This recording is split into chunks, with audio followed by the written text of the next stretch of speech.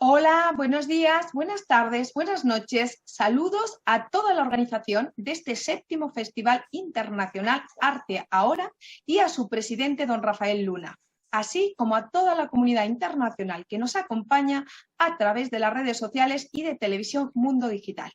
Les habla desde Valencia, España, Ania Granjo, escritora, poetisa y organizadora en este certamen del ciclo Las 1000 caras de Frida Kahlo. A lo largo del mismo trataremos distintos perfiles de esta gran artista, como son la pintura, sus retratos, comentaremos las películas que se han hecho sobre ella en el cine, sus últimos poemas aún inéditos y le rendiremos un merecido homenaje poético con poetas de talla nacional e internacional. Cerraremos con un broche musical mexicano, como no podía ser de otro modo. Quedan pues todos ustedes invitados a seguir este festival dedicado en esta ocasión a la icónica figura de la artista mexicana Frida Kahlo. Hoy trataremos la cara cinematográfica de Frida y lo hacemos con el gran especialista en cine José Carlos Fernández Moscoso, con el que nos adentraremos en el apasionante mundo del celuloide que ha puesto de manifiesto que nuestra homenajeada tuvo una verdadera vida de película. Buenas tardes, José Carlos, y bienvenida a este festival. Buenas tardes, Ania, y muchísimas gracias por contar conmigo para este importante evento que estáis celebrando. Gracias a ti por acompañarnos. Nos adentramos ahora en la figura de nuestro invitado y brevemente diré de él que tiene una vastísima formación en dirección y producción cinematográfica con la calificación de sobresaliente en la Escuela Europea de Arte. Asimismo, ha realizado seminarios en el montaje cinematográfico a cargo de don Vicente Sánchez Biosca, profesor de la Universidad de Valencia. Ha estudiado Historia en la Facultad de Filosofías y Letras de la Universidad de Cádiz. Tiene una amplísima trayectoria profesional, crítico cinematográfico de Publicaciones del Sur, una de las mayores editoras de periódicos de España. Asimismo, crítico y comentarista cinematográfico en Onda Cero Radio y en Radio La Isla en Cádiz, donde dirigió el programa Último Estreno durante los últimos 16 años. Ha sido jefe de prensa del Festival Internacional de Música de Cine Ciudad de Úbeda, asimismo del Festival Internacional de Música de Cine en la provincia de Córdoba, autor de textos de libretos de ediciones de bandas sonoras, es autor del libro Las bandas sonoras para despedir los días, de próxima edición. Ha cubierto festivales de cine como el de San Sebastián, Huelva, Sitges, etc., habiendo entrevistado a personalidades como Ennio Morricone, Luis García Berlanga, Guillermo del Toro o Antonio Banderas, entre otros. Podríamos seguir porque de verdad que su trayectoria es vastísima, pero hemos venido aquí para que nos cuente y nos acerque acerca de la figura de Frida Kahlo, que ha motivado varias películas que se han llevado a cabo y que verdaderamente tuvieron en su día un merecido éxito. Las traemos aquí a colación precisamente para poder hablar de ellas y que nos cuente. Vamos a ver, José Carlos, cuéntanos, dinos, ¿qué interés cinematográfico ha despertado la figura de Frida Kahlo? Bueno, sin lugar a dudas, Frida Kahlo es un personaje muy atractivo para el cine. Sí es verdad que no hay una vasta producción dedicada a ella, porque en realidad, como ya me imagino que en otras conexiones y en otros ámbitos habréis hablado, Frida es un personaje cuya relevancia, cuya importancia y cuya reivindicación llega tardía, llega hasta hace muy poco tiempo. Claro, el cine a lo largo de tantas décadas de historia no ha tratado este personaje porque podríamos decir que a pesar de que ella viviera en aquellas primeras décadas del siglo pasado, como decimos, su reivindicación no ha surgido hasta hace poco. Así que no tenemos muchas películas sobre Frida Kahlo. A nadie en los años 50, en los años 60 en el cine clásico, desgraciadamente, se le ocurría hacer como a Vincent Minnelli el loco del pelo rojo, pero con Frida Kahlo. Así que lo que tenemos es cine contemporáneo, cine moderno a partir de los años 80 hasta ahora, cuando la figura de Frida ha eclosionado y cuando se le ha reconocido lo que supuso. Así que en realidad solamente tenemos dos películas dedicadas a ellas. Hombre, José Carlos, quizás se te escapa alguna. No, no, no. O sea, hay una cantidad ingente de documentales que después, si tenemos tiempo y si te parece, por lo menos los citamos, los mencionamos, que sí están dedicados a la pintora. Pero en el cine, como películas estrenadas con su público, películas que están registradas como que se estrenaron en su día, solamente tenemos dos.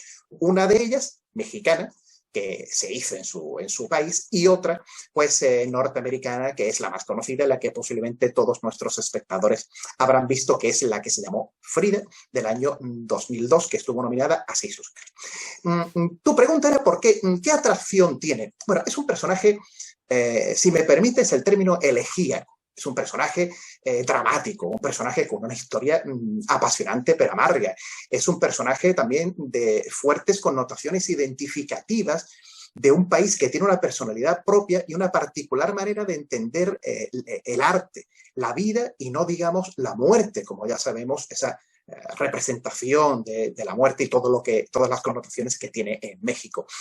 Y Frida ella es la protagonista de su propia historia, de una historia rompedora, de una mujer avanzada a su tiempo para algunos, anárquica, disoluta, desordenada para otros, pero sin lugar a dudas, indudablemente es un personaje poliédrico, es un personaje con muchísimas maneras de verlo. Eso la convierte, sin lugar a dudas, en protagonista de una película. ¿Existe la película perfecta sobre Frida? Yo creo que no, pero si te parece eso, lo hablamos luego y entramos en materia en esas películas. Perfectamente, entramos en materia. La primera de ellas, Frida Kahlo, Naturaleza Viva. Es una producción mexicana, es decir, se realizó en su propio país en 1983. Decide tratar la figura de Frida Kahlo como una de sus artistas mucho más universales que se conocen. ¿Qué nos puedes decir de esta película? ¿Qué éxito de taquilla pudo tener? ¿Qué repercusiones? Cuéntanos.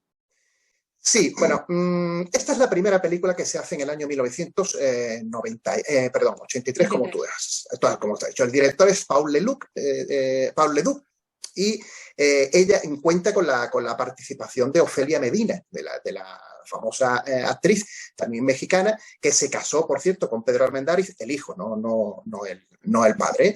Y bueno, que fue creo que de las dos cosas mejores que tiene esta película es precisamente ella, porque estudió el método de Lee Strasberg. Ella se fue a estudiar a Estados Unidos y estudió el famoso método que han estudiado muchos actores como Robert De Niro, como Dustin Hoffman, como estudió Marilyn en su día, Marilyn Monroe. En fin, una actriz quizá de las más destacadas, quizá no, sino una de las más destacadas del cine mexicano. Y esta es la primera película que lógicamente se hace en su país. Bueno, es una película muy distinta a la americana que vamos a ver después. Es una película pausada, una película que apenas tiene técnicas destacadas como música, por ejemplo. Es una película que yo destacaría de ella una hermosísima fotografía. Tiene una fotografía, unos planos y una utilización de la luz muy del estilo Caravaggio, ¿no? Una luz muy tenue en general en todo el alrededor, una luz muy barroca, pero todo muy centrado, el foco de luz centrada en ella como protagonista, en los protagonistas del film. El tratamiento de la figura que se hace de Frida Kahlo es mucho más amable que el tratamiento de la película después, de la película del año en 2002. Y en México gustó muchísimo. Bueno, tiene los premios Ariel, que creo recordar que era el nombre que tenían los premios los premios mexicanos de la Academia de México, igual que en España tenemos los Goyas y en Estados Unidos pues, los Oscar. Se llevó creo que 8 o 9, se llevó, o sea, entre ellos la fotografía, se llevó también la dirección, se llevó la mejor película. Fue una película en ese año muy aclamada. Esta película, bueno, es una película que cuesta entrar en ella al principio. Fíjate que yo para este contacto que estamos teniendo tú y yo, la repasé hace días porque la pueden ustedes encontrar en internet. No estoy animando a hacer algo ilegal, sino que está colgada en YouTube. Es una película de uso general. Se puede ver, no hay ningún problema. También si alguien la quiere comprar, está catalogada. Es una película que cuesta entrar porque los primeros diálogos que se producen entre los protagonistas del film se producen alrededor del minuto 15. Todo al principio no hay nada de diálogos, apenas también no hay nada de música, hay unas imágenes que van apareciendo, está rodada en la famosa, la mayoría de la película, en la famosa Casa Azul, donde vivió Frida, unas imágenes muy lentas, muy pausadas de elementos hasta que aparece ella. Dolorida, ¿no? Los dolores que ella tenía ya en su etapa mayor, pero siempre los tuvo. Pero ya la película empieza con esa Frida ya en sus últimos años, que como sabéis, ella murió muy joven, y después va ella recordando todo, ¿no? Sin hacer un flashback claro, pero va recordando todo. Entonces es una película tranquila, pausada, una película muy mexicana, de cine, correcta, pero claro, no es una película que tuviera en su día una gran distribución internacional, y eso es lo que teníamos hasta en el año 1983 de Frida. Esa es la primera película que se hace de ella. Lo gordo, si me permites la palabra, el vulgarismo, que suena muy feo, viene después, en el año 2002. Es la famosa película de Salma Hayek, que por cierto está absolutamente bellísima. Es una de las caracterizaciones más conseguidas de la actriz mexicana, de Salma. Sí. Está absolutamente perfecta, el colorido, el atrecho, el vestuario, incluso la peluquería. Es increíble cómo la caracterización, las cejas esas cejijuntas que tenía Frida, hasta eso la caracterización es perfecta.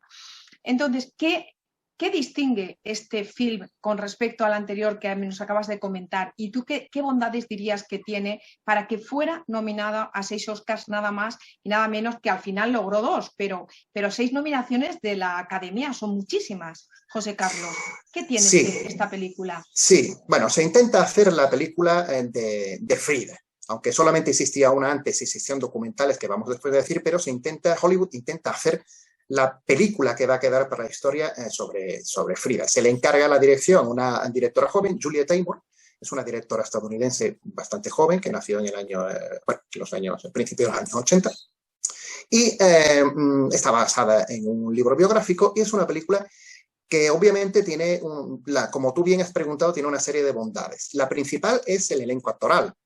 Está una Salma Hayek, que hablará ahora de ella, pues es prácticamente gratuito, porque yo creo que si realmente, salvando la distancia, Frida Kahlo se ha convertido en un icono del arte mexicano, el papel de su vida, el papel por el que será recordada la actriz mexicana, además, Salma Hayek, es el papel que hizo de Frida, que lo hace absolutamente genial. Está Alfred Molina, haciendo del pintor Diego Rivera. Bueno, Alfred Molina es un gran actor que tiene mejores interpretaciones, pero tampoco está mal. Y por ahí también aparece en un papel secundario, pues nuestro Antonio Banderas, aparecen otros actores y actrices que conforman un crisol de variedades interpretativas muy acertado. Yo creo que quizá lo más importante que tiene esta película es el plantel de actores y Salma Hayek que lo da todo. Como tú bien dices, fue nominada a 6 estatuillas, se llevó 2, fue la mejor maquillaje y la mejor banda sonora. 2 aspectos de la película, bueno, pues que son destacados. El maquillaje, ya consiguen hacer de Frida un personaje muy parecido a la verdadera Frida. El maquillaje también contribuye al resto de personajes. Es una película muy colorida, con unos colores muy bien reproducidos, como todo el sentido cromático que se tiene en México, también en la Casa Azul, las calles, los escenarios donde está rodada. Se consigue hacer una película muy abrupta, ¿no?, a la hora de hablar de su cromatismo, y eso gusta bastante. ¿Qué tiene más también a su favor? Bueno, es una película que tiene una banda sonora muy destacada, que ahora me gustaría hablar, si te parece, de ella, pero me gustaría hablar en el apartado de lo que yo discutiría de esta película. A mí es una película que me produce mucha desazón, porque es una película que me cae bien. Tú dirás que una película te caiga bien. ¿Cómo pueden las películas caer bien o mal? Bueno, todos estamos predispuestos en la vida a que cada cosa nos caiga bien o nos caiga mal, no solamente las personas. Y hay películas que te caen bien y películas que te caen mal. Y lo curioso es que hay películas que te caen mal y están bien, y películas que te caen bien y están mal. estoy haciendo un galimatías, pero creo que me entiendes. Y esta película me cae bien por el personaje, por la importancia de Frida, por la época en la que se hizo, por el esfuerzo, pero es una película con cosas que yo no entiendo por qué se hicieron así. Es una película, por ejemplo, que abusa muchísimo de la imagen sexual de ella. Todos coincidimos, todos sabemos que en la vida de Frida Kahlo una de las cosas más importantes era no solamente su condición sexual, sino su progresismo, su manera de tratar el sexo sin ningún tipo de tabú a la hora de hablar de sus relaciones tanto con el sexo masculino como el sexo femenino. Pero aquí en esta película hay un tratamiento desde el principio. La película empieza incluso un poquito en ese aspecto, un poquito subida de tono. No soy una persona moral, llevo toda mi vida viendo cine, a mí no me va a asustar nada.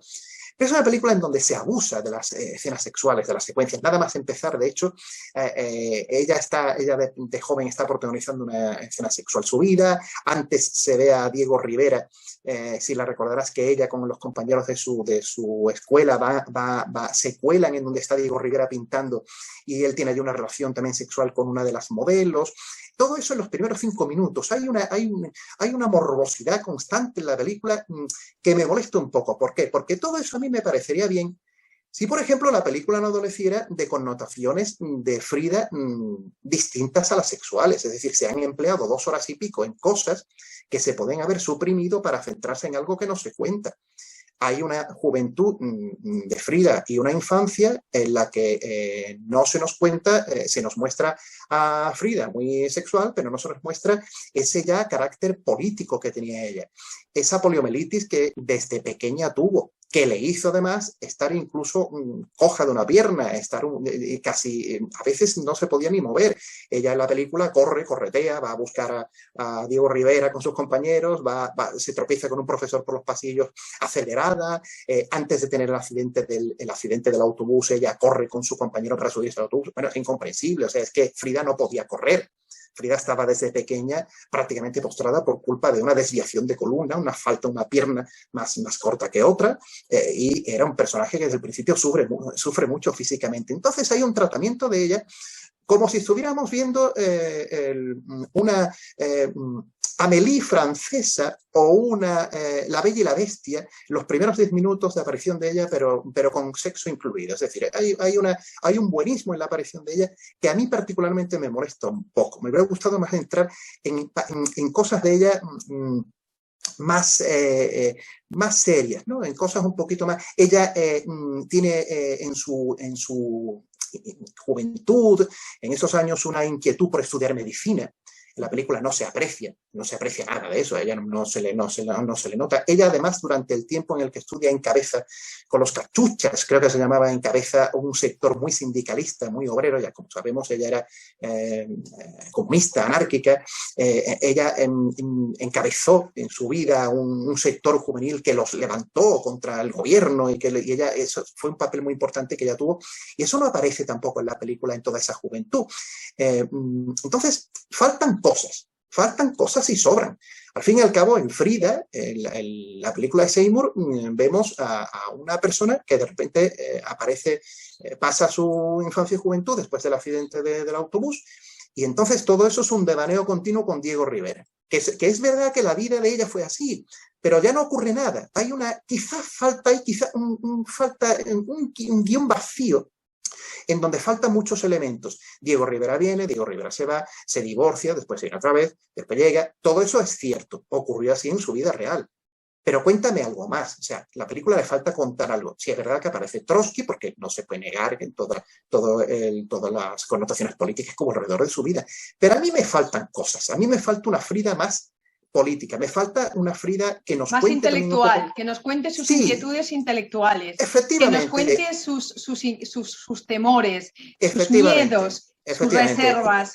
¿Por qué hace esa etapa en donde ya comienza a pintar esos autorretratos, que viene todo ello provocado por unos pensamientos interiores que ella va desarrollando que en la película no aparecen? Hay cosas buenas, que yo no estoy diciendo que sea una película mala, no vamos aquí ahora en nuestro espacio a demonizarla, ni vamos a causar frustración en nuestros espectadores. Pero sí es verdad que es una película que, a pesar de esa media docena de nominaciones, pues bueno, es una película que yo no creo que sea la película definitiva sobre Frida Kahlo, que es un personaje que tiene muchísimo más que contarnos. Entonces ahí, como te digo, he hecho mucho de menos. Hay cosas muy buenas. Visualmente es una película, mira, tiene una transición, si la has visto, y quiero que hagan un ejercicio de memoria nuestros espectadores. Hay una transición al principio de la película cuando ella está tumbada, está postrada en esa cama que a ella la trasladan, si la recordarás, y la transición del picado de ella, de su rostro, la transición de cuando ella se da la vuelta a la almohada y entonces se pasa el espacio-tiempo, se convierte de ese es ese rostro flashback de cómo empezó todo. Efectivamente. Ahí está, una traslación que se llama en el cine, ¿no? O sea, ella se da la vuelta a la cama y aparece de repente corriendo por los pasillos como si fuera una joven. Eso está muy bien. Ese juego estético, visual de los médicos cuando la tratan después del accidente del autobús, que son unas calaveras, ¿recuerdas? Que están diciendo el diagnóstico que le dan a ella, que parece un poco una película de Tim Burton, ¿no? Es un poco esas calaveras que son los médicos que van hablando entre ellos. Eso es muy de mal curioso. presagio, ¿no? Claro, efectivamente, pues ese es un tratamiento revolucionario visual que Seymour, que la directora hace, que está muy bien, una licencia, a veces videoclipera, porque de la película se celebra mucho, por ejemplo, los minutos que aparece Chabela Vargas, que canta la canción. A mí me parece un error, o sea, a mí que aparezca Chabela Vargas me parece además un guiño, porque ella tuvo una relación muy particular también con Chabela Vargas, entre otras muchas relaciones que ella tuvo, que ya trataréis en otros espacios, y ahí yo no me meto. Pero a mí me parece un videoclip. O sea, la aparición de Chabela Vargas cantando una canción, la luz de ella allí en el lugar en el que está, cómo se miran las dos, la cámara, la forma de... A mí me parece que aquello no está rodado cinematográficamente bien. A mí me parece que aquello está rodado que parece que lo vamos a ver en la MTV. O sea, no me da a mí la sensación de que aquello esté bien metido, sino que me parece un calzador, como una cosa, como un descanso entre dos partes de la película. Y ahora con ustedes, un vídeo de Chabela Vargas. No sé, hay algo que me falla, pero de todas maneras hay esa bondad. También la simbología del personaje de Alfred Molina cuando ella lo compara con el King Kong del año 1931, si recordarás, ¿no? Si recordarán ustedes. Ella lo ve a él subiendo por la torre aquella donde el King Kong del año 31 caía, y aquello es muy, muy gracioso, pero está muy bien, ¿no? O sea, a mí me gusta la valentía de la directora al hacer la película. Pero no me gusta el tratamiento liviano de un personaje tan poliédrico, como he dicho anteriormente, como es Frida. Estoy absolutamente de acuerdo, y quizás lo que tú notas y yo también he notado es que de todas esas caras, por eso precisamente este ciclo se llama Las 1000 caras de Frida Kahlo, que todas esas caras que ha tenido Frida no se han reflejado en una única película. Una por una parte y otra por la otra, han reflejado, han seccionado unas pequeñas partes o han incidido unas pequeñas partes que supongo que a juicio de los productores o directores han pensado que en las épocas distintas pues eran las más taquilleras o podían ser las más taquilleras, por criterios supongo que económicos. Pero como tú bien dices, Frida tenía una vertiente marcadamente política. Ella era un personaje absolutamente intenso en todo lo que hacía de su vida. Tanto la política como sus inquietudes intelectuales, como bien has abordado tú, efectivamente, como la pintura, la poesía o la escritura, todos sus amores que ha tenido han sido absolutamente desbordantes, como sus desamores, como sus propios dolores. O sea, todo en Frida se caracteriza por una absoluta intensidad y que efectivamente necesitaría o bien una película que abarcara esas facetas principales, esas caras del poliedro, o bien un corto que tú hayas dicho o un documental que verdaderamente a modo de película lo abordara, porque si no tendríamos un personaje cojo cinematográficamente hablando respecto de todas las inquietudes y las facetas de esta icónica mujer. Sí, a mí me pasa eso, y me ocurre también eso, por ejemplo, me ocurre también en la película, para no centrarnos solamente en ella, aunque lógicamente me tienes que disculpar, Ania, porque es, como te digo, en el cine lo que hay son 2 películas de Frida, entonces es lógico que hablemos más de esta porque es la más conocida. Oye, Salma Hayek llegó a estar nominada como actriz al Oscar, ¿no? Sí, sí, pero ¿por qué no se lo llevó? No, bueno, ahora no recuerdo cuál fue la actriz que se lo llevó en aquel momento, tendría que mirártelo, pero o fue una de las injusticias de muchos de estas muchas que los Oscar, o en ese año estuvo una actriz maravillosa que discúlpame, pero no lo recuerdo en este Ya, momento. pero Tendré porque es que mirar. la verdad es que lo bordó. Yo creo que ha sido uno de los mejores papeles, a mi criterio, de Sí, Salma Hayek. sí, sin Pienso lugar a que se dudas. metió muy mucho en el papel de Sí. Frida, efectivamente, y lo bordó. Bien, Mira, ¿tú quería crees que se ha hablarte, hecho...? sí, Sí, dime. no, que quería hablarte un minutito nada más del tema Sí. del tema de la banda sonora Ok. de la película. Como tú sabes, yo soy, aparte de un amante ferviente del cine, y un apartado del cine también que me gusta muchísimo. De hecho, en un futuro saldrá ese libro que tú bien has mencionado al principio, dedicado a la música de cine, pero desde una perspectiva muy distinta como se ha tratado hasta ahora, pero de eso hablaremos en su día. Y la música es de Elio Goldenthal, es un compositor americano que la destacó porque se llevó el Oscar ese año, de los 2 Oscars que se llevó Frida, uno de ellos fue la música. Y Elio Goldenthal es pareja de la directora de la película, es decir, Anda. son matrimonio, y contó con su marido para hacer la música. Elio Goldenthal a mí me encanta en Entrevista con el vampiro, hizo la banda sonora de Entrevista con el vampiro, que es una banda sonora tenebrosa, pero fantástica, una maravilla, entre otras bandas sonoras que tiene, es uno de los reputados compositores de música de cine, últimamente hace poco. Pero bueno, pero lo curioso de esta música es lo que ocurre muchas veces, si me permites en un minuto, sin pasarme de tiempo. Lo que me llama la atención es lo que también muchas veces todo el mundo vemos de una película y decimos, ¿qué música más bonita? Por ejemplo, esto es una película para lucirse, ¿no?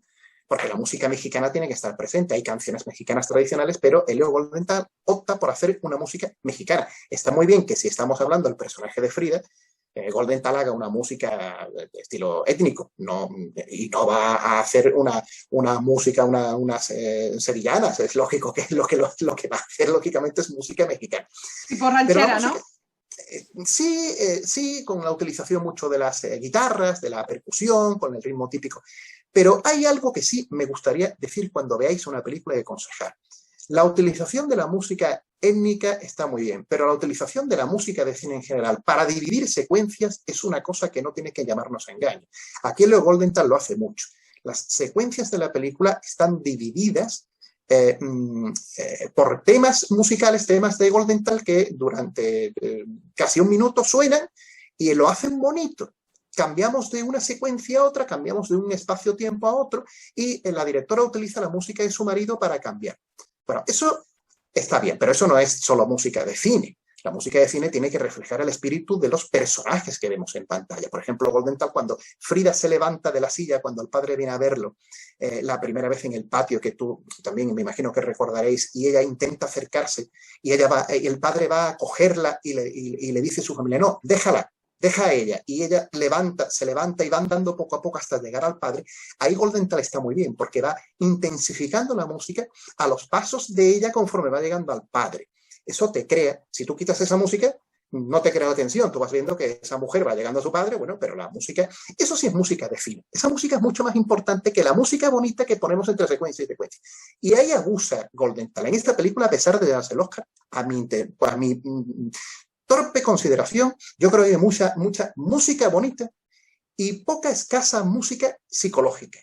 Pero bueno, se llevó el hombre la estatuilla, tan contentos, en su casa la tienen él y su mujer, aunque su mujer no se la llevara. Vale. Bien, pues fíjate, acuérdate de Desayuno con Diamantes, la famosa banda sonora de Henry Mancini, Moon River, Sí, inmortal, sí. ¿no? O sea, que pocas veces cuando una película se lleva a la banda sonora del Oscar, la verdad es que la inmortaliza. Hemos llegado casi al final de nuestro tiempo y nos queda una última pregunta. No te puedes marchar sin contestárnosla, por favor. ¿Tú crees que de verdad se ha hecho la película definitiva de Frida o todavía tenemos algo pendiente que ver?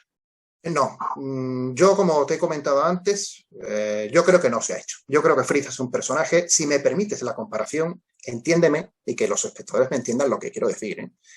Frida es como Jesucristo. A ver, que no se me escandalice nadie.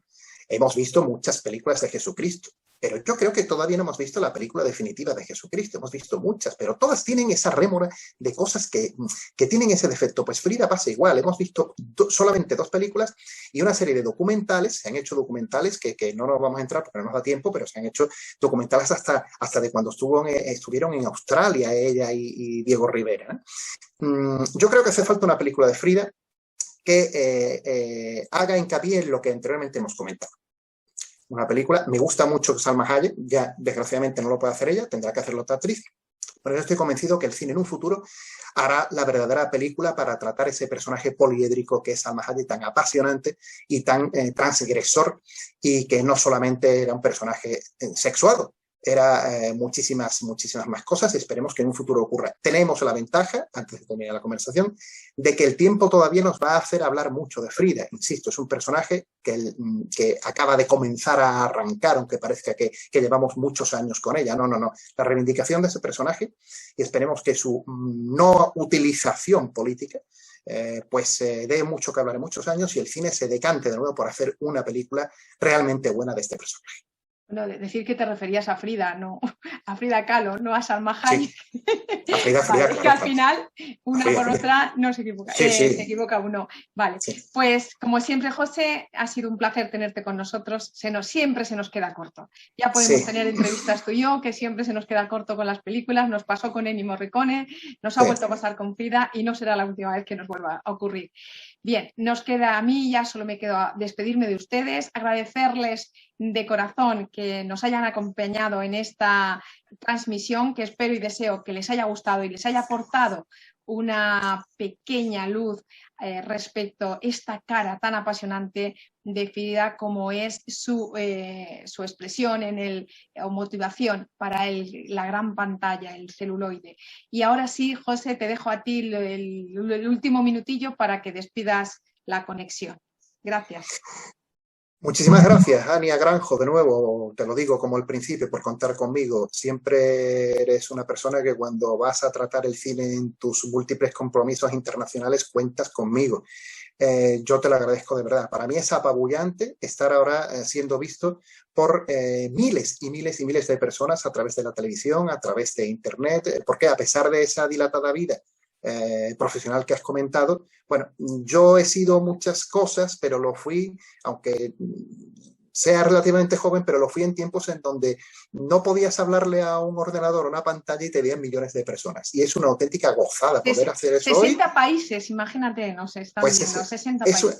Es una auténtica gozada, porque cuando yo hacía radio todo era por ondas y no había ni internet, ni había nada. Así yo soy joven, pero soy muy viejo a la vez. Así que muchas gracias de corazón por darme esta oportunidad, y estoy a tu disposición para cuando tú desees, y larga vida a todo lo que rodea a Frida Kahlo, y larga vida a este evento tan importante que estáis celebrando, y os doy la enhorabuena por él.